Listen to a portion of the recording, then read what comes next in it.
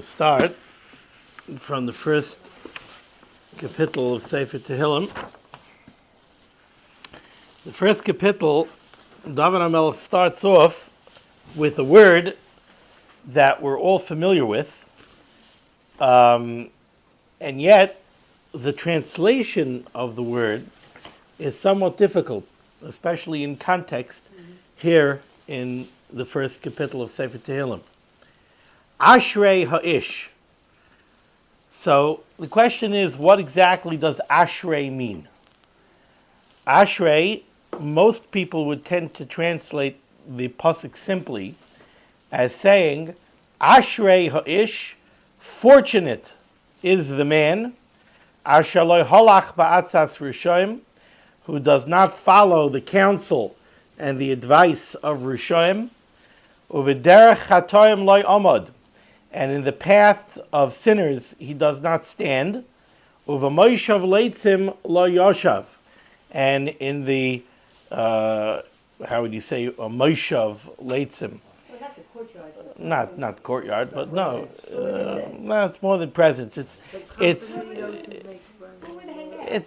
the, and I like that word, in the hangout of the leitzim, of the mockers and the scorners. Lo yoshav, he does not sit. So the way we translated the pasuk now, we said Ashrei ish, fortunate is the person. Now what? Ashrei doesn't mean happy. It doesn't mean happy. Now there are some Rishonim who do translate it this way. One of the problems with translating the pasuk this way is exactly what is David HaMelech telling me. You know, I could say, fortunate is the man who wins the lottery. Now, first of all, history tells us that that's actually not true, because most people that win the lottery meet a bad end.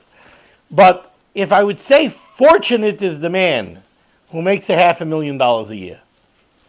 Okay, it's nice to make $500,000 a year, I guess. You don't have to. It's okay to make $250,000 a year, too. And if you make $100,000 a year, depending on the size of your family, you can make it also, tuition and this and that. It's okay, so I don't necessarily have to be so fortunate. Why do I have to be so fortunate? Over here, we're not talking about $500,000, we're not talking about $100,000. We're talking about somebody who does not follow the counsel of a Rasha. The person who doesn't follow the counsel of a Rasha is not just fortunate. Somebody who follows the counsel of a Rasha is going to be a Rasha. Somebody who joins up with the ways of Rishoim is a Rasha himself. So what do you think? Fortunate is the person who does not become a Rasha? It's not just fortunate that he didn't become a Rasha. You can't become a Rasha. And if you do become a Rasha, it's a disaster, it's a catastrophe. So it's not just fortunate. So therefore, the Rashi, as well as many of the other Rishonim, translate it differently. And the way they translate it gives this kapitel of Tehillim a whole different perspective. Ashrei ha'ish. What are the praises of a man? Ashrei ha'ish. Rashi says, Tehiloisav shel Adam. Ashurav shel ish utehiloisav shel Adam. What are the praises of man? What does that mean? What are the praises of man? That means, what makes man praiseworthy? What is it about man that makes him worthy of praise? Well, it's also fortunate is like marbles, like you didn't do anything for it, while praise meant you had to work on it. Yes, true. Now, the second word is ha'ish. And ha'ish, the hay, is what we know as a hay hayadiyah. It's a hay that it's not just ashrei ish, fortunate is a man, ha'ish, the man. So ashrei ha'ish, what are the praises of the man, the special man, the precious man, the man who is unique? What David HaMelech is telling us over here is, What is it that makes man praiseworthy over every other bria, every other creation in the animal kingdom? Let's stop and think about this for a minute. I want you to imagine that you go to Manhattan. I always remember, my wife doesn't like when I talk about her, but when my wife worked in downtown Manhattan, in the World Trade Center, Alayhim Shalom, I once went with her with public transportation down to the World Trade Center. And I don't know if people here in the room are familiar with what the World Trade Center was. The World Trade Center was a city. There were 50,000 people working in the World Trade Center. And in the basement, one of the basements of the World Trade Center, there was a major transportation hub. There was a major subway station. And you had not only 50,000 people who worked in the World Trade Center coming into that subway station, but you had people who worked in the World Financial Center across the street. You had people who worked in the other buildings. You know, there was 1 and 2 World Trade, but there's also 3, 4, 5, 6, 7, 8, 9. In all the buildings local over there. So it was a major, major, major subway terminal. Now, she was used to going there. I was not. And I came in, I couldn't handle it. I couldn't handle it. I'm on the train, and the doors open up, and the second the doors open up, like there's this flow of humanity, and they all know where they're going. I don't know where I'm going. And it's like, it's like, they don't even know that you're there. It's like they're walking by you, and they're rushing by you, and I remember it made me think of the what we say in davening in Karbanos in the morning.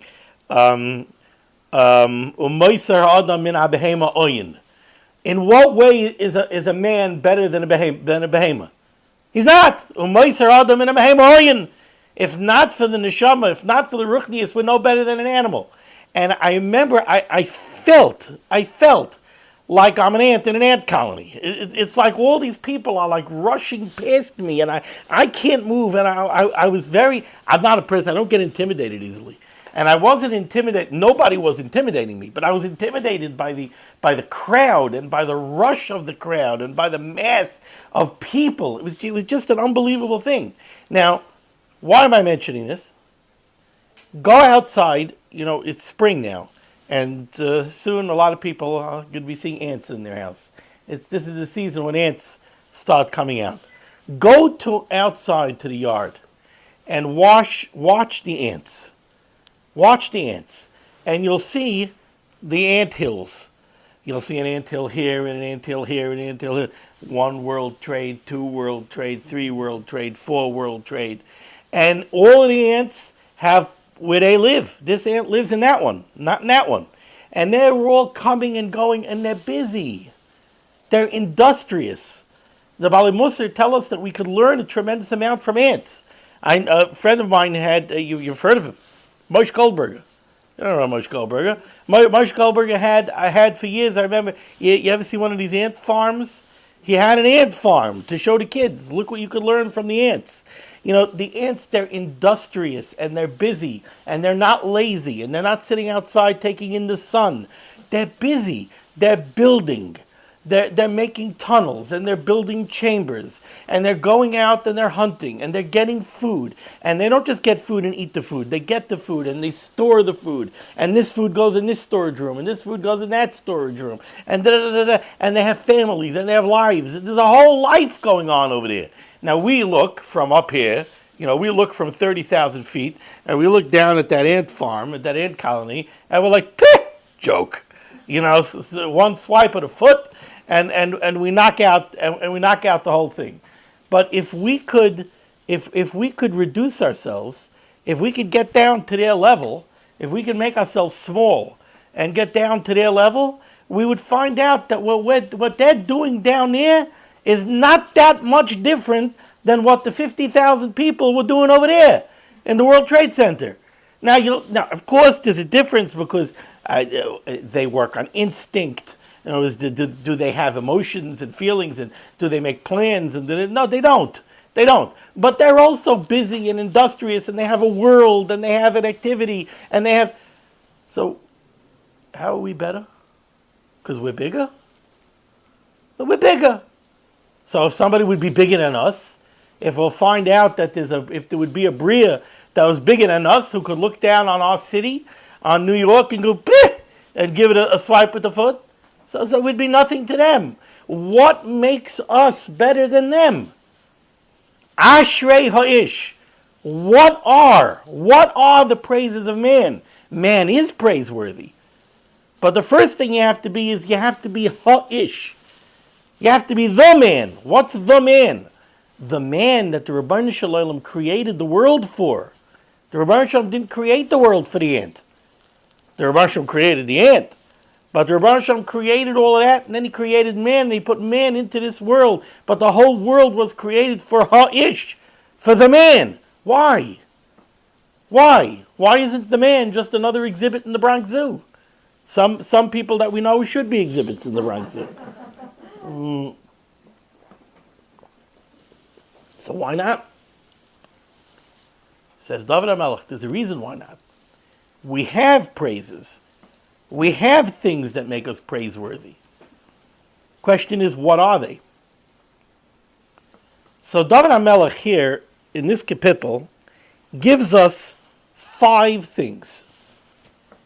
He lays out in the very first chapter of Tehillim the 5 ingredients that make man worthy of praise and that make man man. What makes us ha'ish? These 5 ingredients are what makes us ha'ish. What's the first one? Asher lo halach ba'atzas rishon. That we don't go, a man is capable of not following the Eitzah of Rishon. That's the first thing that makes us praiseworthy. What does that mean? What's an Eitzah? What does this mean? Atzas Rishon. What is an Eitzah? We know, if you look at the world in our language, in our day and age, the 18th, 19th, 20th, 21st century, we're full of isms. We have communism, socialism, Zionism. There's all sorts of isms. What are all these isms? These are people who use their intellect. They use their God-given intellect. Man has the power and has the intellect to think, to be self-aware, and to make a shita, to make a philosophy, to come up with a derech, to come up with a way. Communism, right? Communism is not just an idea of how to run a government. Communism was a whole shita. Communism was a whole philosophy. Confucianism, right? All of these things are philosophies of what life should be like. All of these philosophies, by the way, nobody made one of these philosophies on how he should run his own life. All of these philosophies are ways that the whole world should run. God comes up with an idea. This is how man should live. This is the epitome. This is the way the world will work great. This is the way it'll be peace on earth. It's like, it's amazing to me. He's going to laugh at me, Zalman, now, I think. What's his name? No, the Beatle, the one for the Beatles who was killed. John Lennon, the patron saint of hippies. I say, is that right? Would you say that he was the patron saint of hippies? All right, the patron saint of hippies. His magnum opus, right? His raison d'etre, his song Imagine, right? Imagine, right? Imagine no religion. It's like he's thinking. He's trying to give his picture of the epitome of the world. So he has imagine no religion. Imagine no possessions. Imagine no countries, right? I think yes, imagine no countries. Imagine no countries. Imagine no possessions. Imagine no religion. Imagine, that's the epitome of the world. This thing is peace and love. Yeah. So let's think about this for a minute. Imagine no religion. Okay? So we take religion out of the lexicon. So there's no religion. So what is there? So first of all, if there's no religion, so I assume if there's no religion, that means that everybody is an atheist, and everybody believes either in the theory of evolution, Big Bang, or whatever it is, or they don't care, right? But whatever it is, the world, also if there's no religion, so there's no afterlife either. So everybody in the world is an accident. Any laws that there are, and why should there be laws? Any laws that there are man-made. So who said you should be the guy who makes the laws? Maybe I should be the guy who makes the laws, right? And wait a second, this is the way you're going to make peace on earth?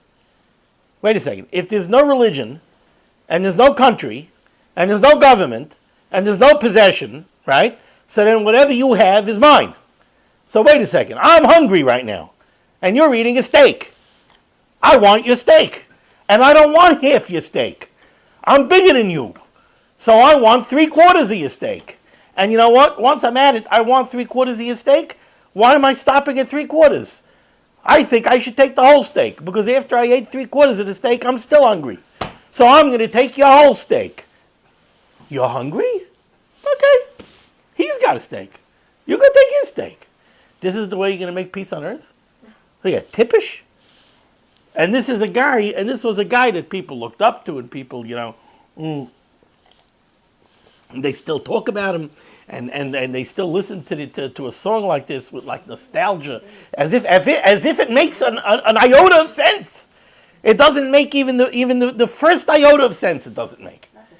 And yet, people like this had a following.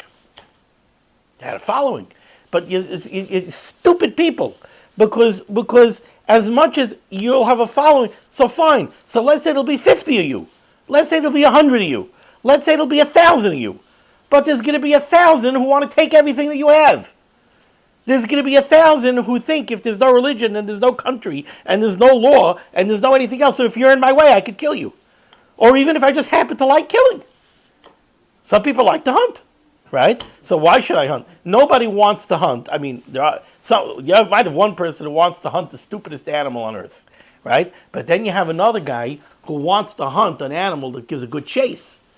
Right? So he knows, to hunt that animal. Why do you have rich people who want to go to Africa to the safari to hunt a lion? Why can't they go upstate and hunt a deer? Nah, because hunting a deer is no biggie. Right? But to hunt a lion, to hunt the king of the jungle, so how about if you can hunt humans? Humans got brains.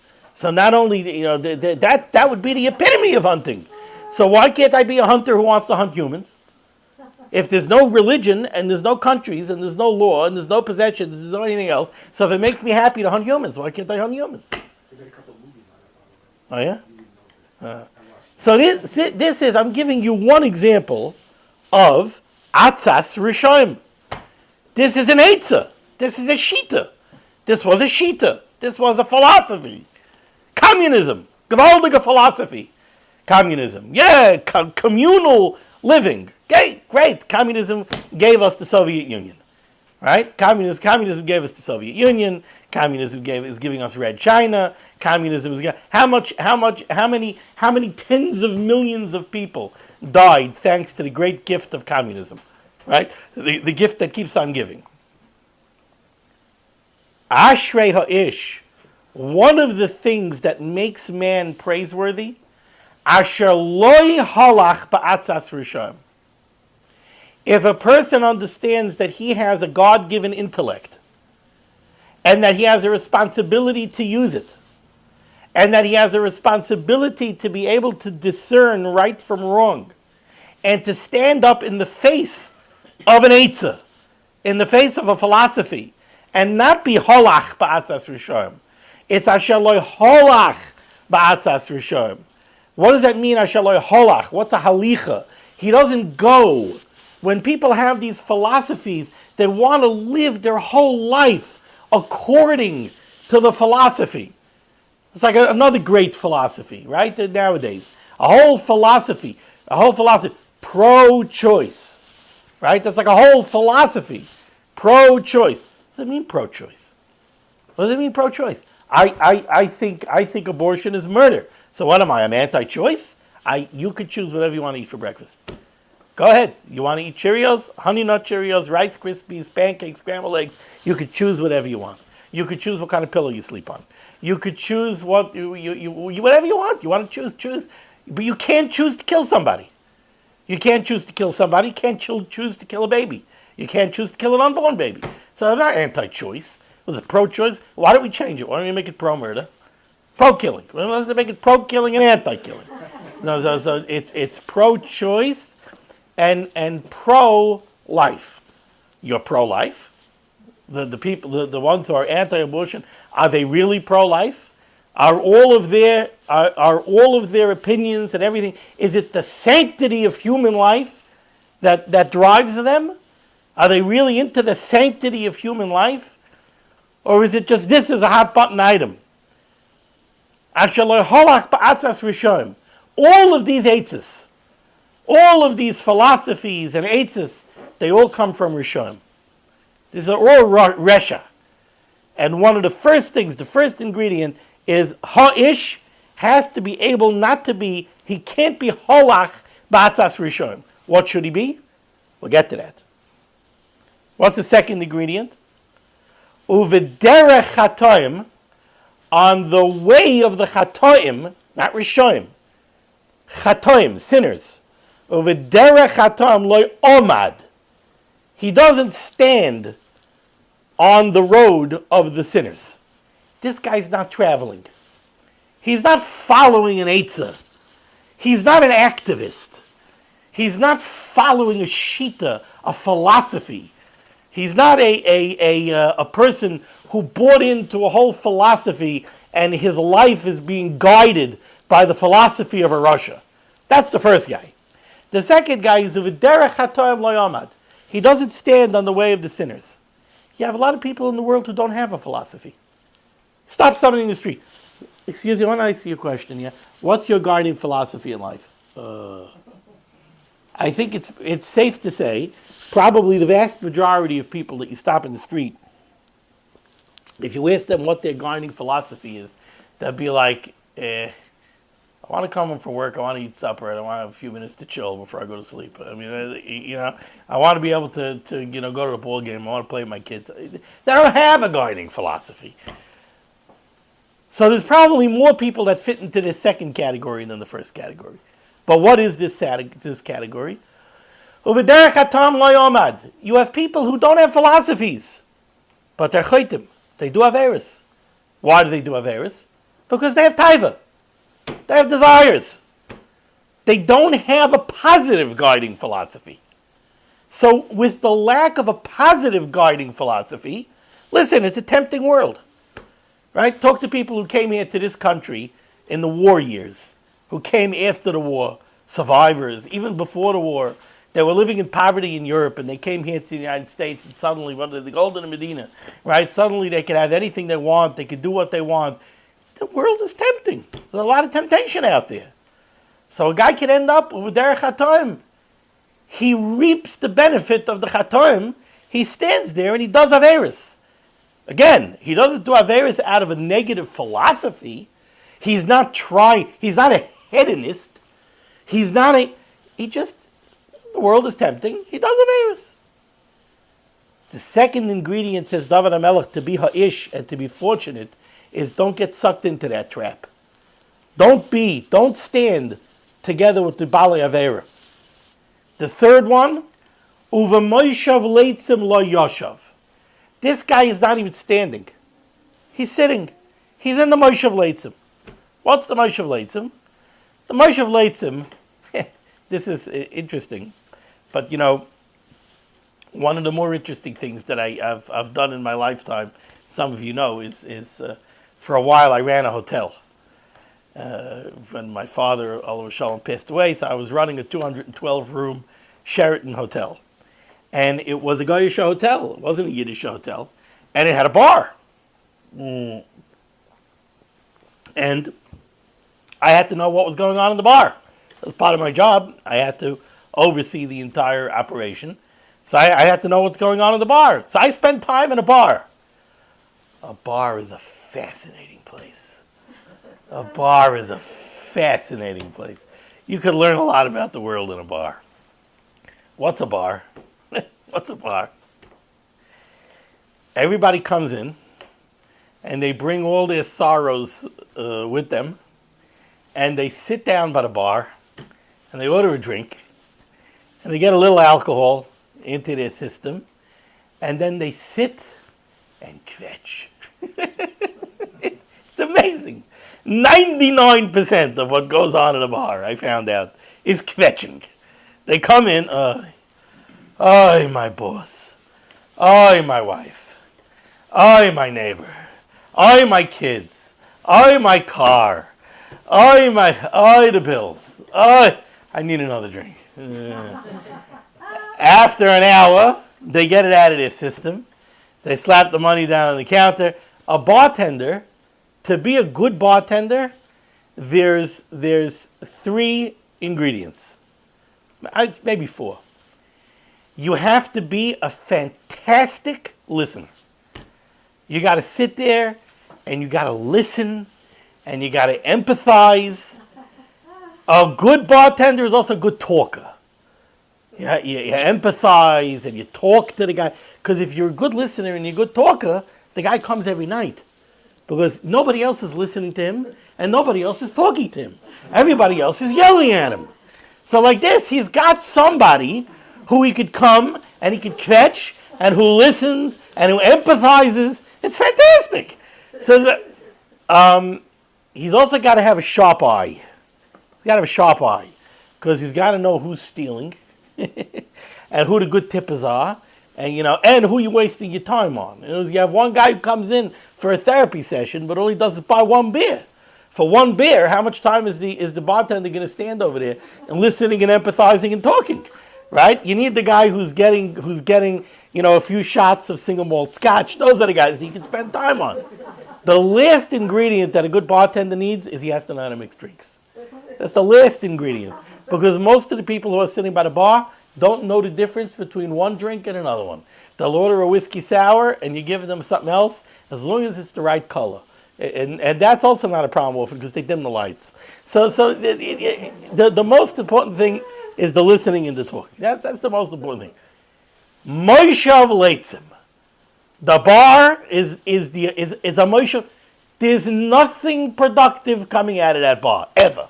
There's 0 productivity. And not only the 0 productivity, but I found over here a fascinating Even Ezra. The Even Ezra says, what is a letz? Moshav Leitzim. We translated always mockers, scorners. What's Leitzim? Says the Even Ezra, you know what Leitzim is? It says by Yosef HaTzadik that the brothers were talking Lashon HaKodesh, and Yosef was talking Egyptian. So the brothers didn't chap that it was Yosef HaTzadik. They didn't realize. Pasuk says, why didn't they realize? Ki hamelitz beinoisam. Because there was an interpreter. Right? There was an interpreter. So if there's an interpreter, what does that mean? That means this Yosef over here doesn't know Lashon HaKodesh. So they didn't know that everything that they're saying Yosef hears. They're talking and they're saying, oh, we should have never sold Yosef. Oh, I knew it was a terrible thing that we were selling Yosef. They didn't know Yosef's hearing everything that they're saying. Why? Because there's an interpreter. Says the Even Ezra, the word let's comes from the word melitz. It's an interpreter. Leitzim is related to melitz, interpreter. How? I'll tell you how.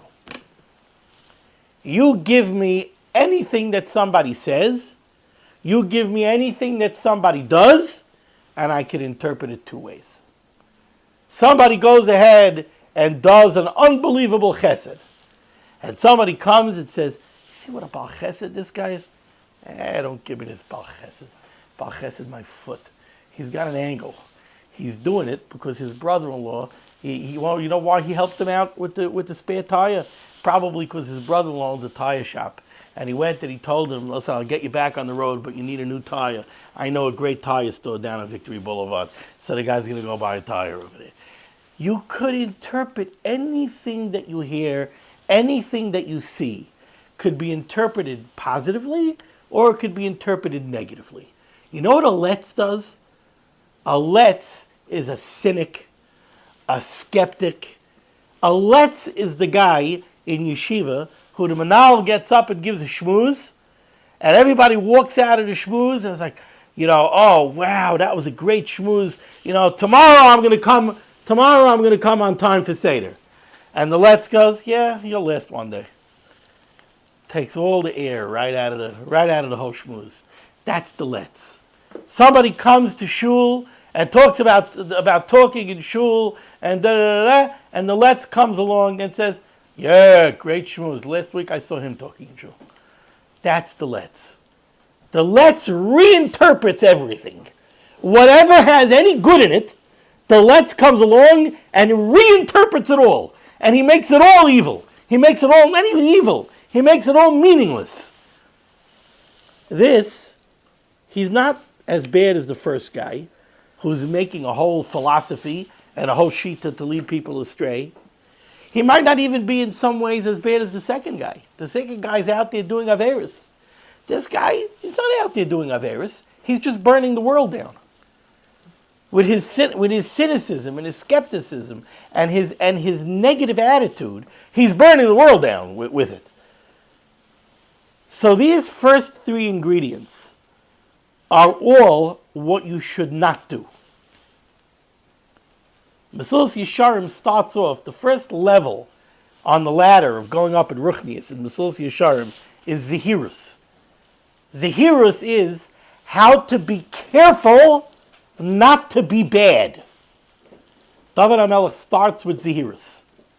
He starts off, don't get caught up in the philosophies of the Rishon. Don't get caught up in the Averis and the Taivas of the Chatoim. Don't get caught up in the negativism and the cynicism of the Leitzim. What should you do? Ki im b'seiras Hashem cheftzai. Your desire should be in Torah's Hashem. What does that mean? Says the Malbim, Torah's Hashem. What is the word Torah? We always think and use the word Torah as a noun. The Torah HaKadoshah. But the word Torah is also related to the word Horah.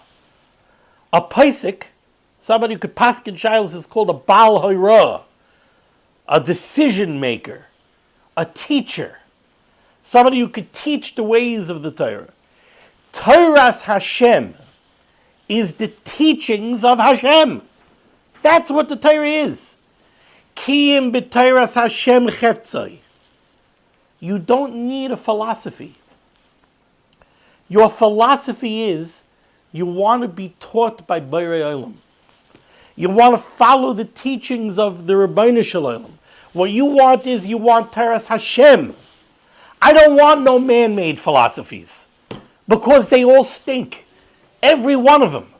There's not one man-made philosophy that has lasted. There's not one that has stood the test of time. There's not one of them that hasn't fallen into ruin. There's not one of them that cannot be corrupted. Everything could be corrupted, no matter what you have over there. Take a look. We're all brought up, and it has served us incredibly well. But the Constitution of the United States, fascinating, wonderful thing. It is a wonderful thing to a degree, right? It grants a Bill of Rights. We all have freedoms. But Baruch Hashem for those freedoms. Look what we have done with those. Look what those freedoms have done for us, right? We've reaped tremendous benefit from those freedoms that, so to speak, are guaranteed to us in that paper. There's no guarantee. There's no money-back guarantee. If you read the fine print on the Constitution, it does not say on the back over there, if the government ever tries to take one of these these freedoms away from you, you get your money back. Because they do, and they're taking more. But the price that we pay for that freedom at the same time, the Torah doesn't give us freedom of speech. We don't have freedom of speech. You're not allowed to say whatever you want. You're not allowed to say things that hurt people. You're not allowed to say Lashon Hara. You're not allowed to be Malbim B'nei Chaver B'Rabim. The Rebbeinu Shalom does not give us freedom of speech. The Rebbeinu Shalom gave us lips so that we could close them and we could shut our mouths. We're not supposed to have freedom of speech. The Constitution is man-made. What are they going to do? They're going to make Hilchos Lashon Hara? Can you imagine if the United States had Hilchos Lashon Hara? All the newspapers would be out of business. Right? So a man-made ism, a man-made philosophy can't do better than this. So we have freedom of speech, freedom of religion. Torah doesn't give us freedom of religion, right? So yes, freedom's a nice thing, but man-made philosophies don't work in the long haul. What works? Torah Hashem. Kiyim b'Torah Hashem chetzai. Ashrei ha'ish. What's the praise of a man? Somebody who stays away. He's sur me'ra. He stays away from the first three ingredients, and then Kiyim b'Torah Hashem chetzai. He says, I want to be taught by the Rebbeinu Shalom. I recognize that there is a Borei Olam. I recognize that there's a creator. I recognize that there's a divine way, a divinely inspired way to live. And that's what I want. And how do you get it? Ub'Torasa yege yomam v'layla. And his thoughts are in the Torah day and night. What does that mean? His thoughts are in the Torah day and night. Does it mean he's thinking about Tosfos day and night? Does it mean he's thinking day and night, how am I going to answer Tosfos' kasha? That's not what it means. Because people have to think about other things during the day also. The person has to work for his parnasa, he's involved in his parnasa. So what does it mean, Kiyim b'Torah? What does it mean, Ub'Torasai yege yomam v'layla? So all of the Rishonim point out over here, you realize that in the beginning of the pasuk it said Torahs Hashem, right? Kiyim b'Torahs Hashem chetzai. His desire is in Hashem's Torah. And now it says Ub'Torasai. And in his Torah, Yege Yom V'Layla, he thinks day and night. So all of the Mefarshim have their own diyukim, their own, what they learn from this word Torasai. I want to say something else.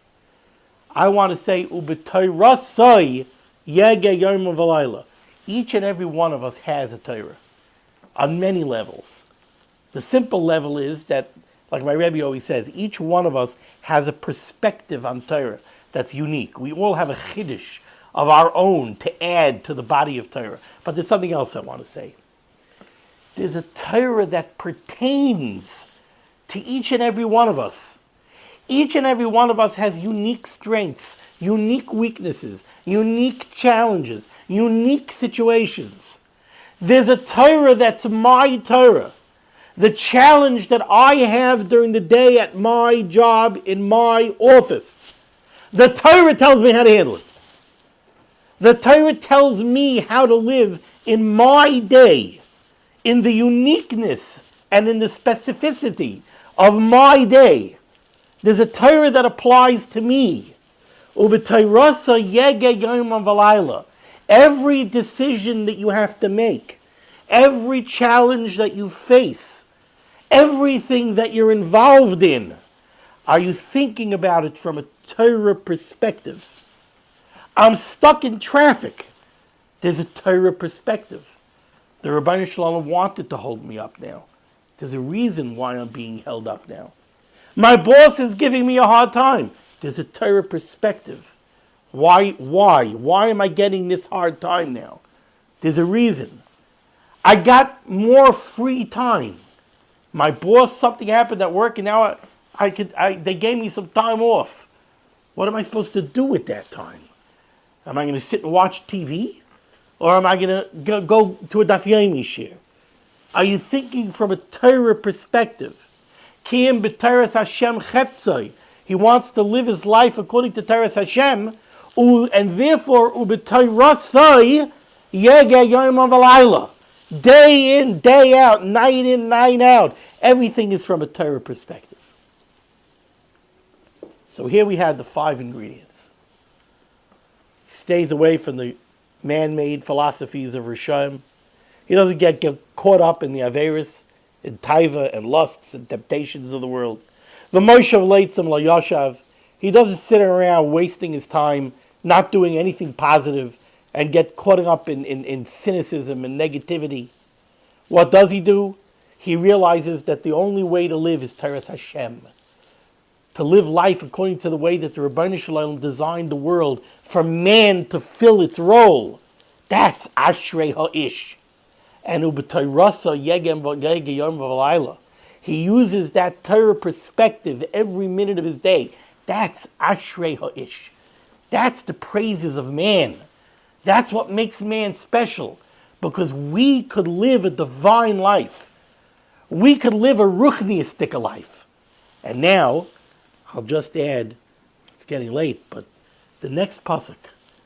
V'haya, such a person will be, ke'etz shosel. Most people translate this like a tree that was planted. That's not what shosel means. Shosel means replanted. You go to the nursery to buy a tree. The tree was planted over there. You take the tree from there and you replant it by your house. V'haya, this tzaddik, this Ashrei Ha'ish, will be like a tree that was replanted al palge mayim, by streams of water. Asher pirya yitain be'itai, he will give his fruit in the proper time. V'aleyu lo yibail, and his leaves will not wither. V'chayel asher yasi yatzliach, and everything that he does will be successful. What does this mean? You know what it means? V'haya ke'etz shosel. This person who is going to be the ish that's fortunate, he has to be replanted. We were planted in a gashmiistic world. We're planted and we are born into a world where we are megushim. We are an Adam Gashmi. We come from the Adama. We're materialistic. We're earth. That's what we are. We have a Yetzirah. We have a Mesach HaMavdil. We can't see, we can't perceive the Rebbeinu Shalom clearly without learning and without working on ourselves. What we see is confusion. I always say, what we see, if we don't open up our eyes, what do we see? We see, I don't have time to go learn. I have to work for Parnasa, and I have to work and work and work and work and work, otherwise I'm going to starve. I got to do everything with my own 2 hands. I see Kaichi Vaitzim Yadi. I see that I'm the one. I'm the Baal Maisa. I'm the one that accomplishes everything. That's what we see if we don't know better.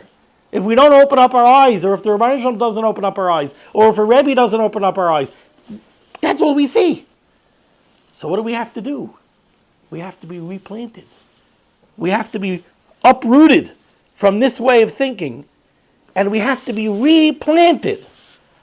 But if we do replant ourselves, we'll be al palge mayim. If we live Teres Hashem and Teirasa Yege Yom V'Layla, then it's as if we're planted al palge mayim. What does it mean, planted al palge mayim? Multiple streams of water. It's not like a tree that has one water source, and if it dries up, the tree is dead. The tzaddik, the one who follows Teres Hashem, but Teirasa Yege Yom V'Layla, he's got multiple sources. He's always taken care of. Whatever happens, the Rebbeinu Shalom will take care of him. This way, that way, the other way. He has a support system. And he will never wither. And whatever he does, he'll be successful. And David HaMelech finishes off, Loichein HaRishayim. The Rishayim aren't that way. Kim kamoitza she'titzvena ruach. They're like chaff that the wind blows away. Like I always say over from Yaakov Kamenetsky, who said about the Soviet Union in the early 80s, when the Soviet Union was the evil empire and it looked indestructible and it looked like something that was going to take over the world. And every time, oh, they have more nukes than we do and they have more planes than we do, have more soldiers than we do. What happened? It collapsed like chaff in the wind. One day there was a huge mighty bear, and the next day there was nothing. It fell apart like nothing. That's what happens with Rishon. All the philosophies of the Rishon, all of the ideas of the Rishon, they all collapse. And Al-Kain lo Yakuma Rishon B'Mishpat, the Rishon will not have a Tkuma. They will not be able to stand up against the Rebbeinu Shalom's judgment. V'chataim ba'adas tzadikim, those who do Averis will not be able to join the congregation of tzadikim. Ki eidei Hashem derech tzadikim, the Rebbeinu Shalom knows the ways of a tzaddik. He knows your heart. He knows if you're a tzaddik. The derech Rishon Toveid, and those who are in the ways of the Rishon will be destroyed. Okay, that's kapitel number 1.